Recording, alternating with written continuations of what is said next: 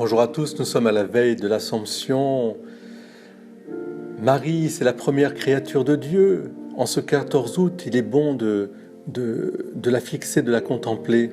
Il y avait ces beaux tableaux de Fra Angelico sur l'Annonciation avec ce oui de Marie, avec cette maternité extraordinaire. Et aujourd'hui, en cette fête de veille de l'Assomption, nous célébrons la réussite de l'amour de Dieu dans le cœur d'une femme de la terre qui s'est livrée au souffle de l'Esprit, à la force de la parole. Derrière Marie, ce n'est pas elle que nous voulons mettre en avant. Ce que nous voulons mettre en avant, c'est le triomphe de la grâce de Dieu dans une créature, une petite fille de Palestine, et qui annonce le projet de Dieu qui se réalisera en nous aussi.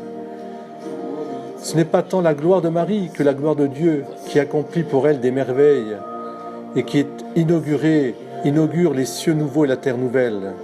C'est un monde où les puissants sont renversés, les humbles élevés, et les riches renvoyés et comblés les affamés, comme Marie le chante dans son cantique du Magnificat. C'est cela le monde de l'Évangile. Et aujourd'hui, en cette veille du 15 août, je vous invite déjà à célébrer l'accomplissement de l'humanité déjà réalisée. Non seulement une personne divine incarnée, c'était Jésus, mais une personne humaine divinisée.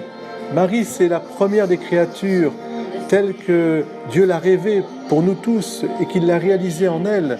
C'est la femme d'avant même le péché. C'est la créature sauvée, relevée. Marie nous indique le terme de notre route, en même temps que le chemin pour y parvenir, son Fils Jésus-Christ. Écoutez-le, faites tout ce qu'il vous dira. Et c'est vers Jésus que Marie nous conduit en cette fête de l'Assomption.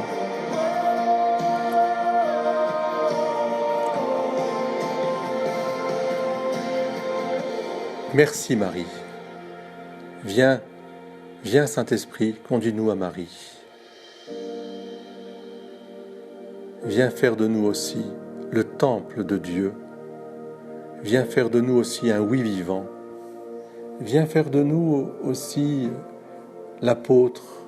des apôtres de ta présence dans le monde, des apôtres de ta miséricorde infinie, des apôtres de l'enfant qui est toujours au plus profond de nous.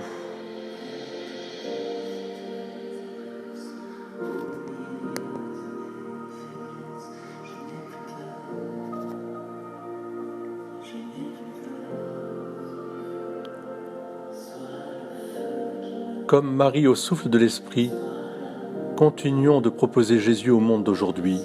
Soyons assez simples et vrais, assez humbles, pour ne pas attirer l'attention sur nous, mais sur Jésus et son message.